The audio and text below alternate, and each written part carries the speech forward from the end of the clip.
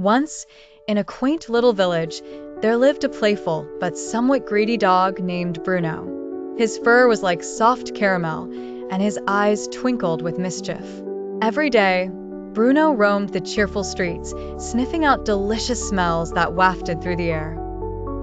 Bruno always desired more food, no matter how many tasty treats or scrumptious meals he had gobbled up. One sunny day, while trotting down the cobbled path, his eyes lit up upon finding a juicy bone. "Oh, a splendid find," he barked, wagging his tail furiously. With his precious prize clamped in his jaws, Bruno made his merry way along the riverbank.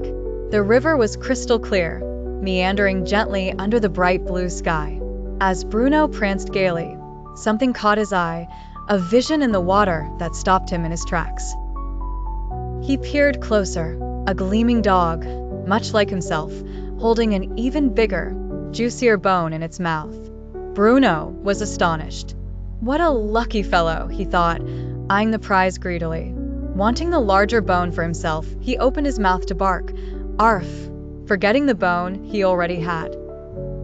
In that very moment, his bone slipped from his jaws, plummeting into the river with a mighty plop.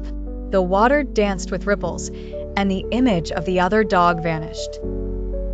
Poor Bruno was bewildered. He realized the bone he'd so eagerly coveted was merely his own reflection, and now he had nothing at all. His heart sank with despair, and he gave a little whimper. Sitting by the river's edge, Bruno pondered his mistake. "Oh, foolish me," he sighed, learning an important lesson about greed and the value of being content.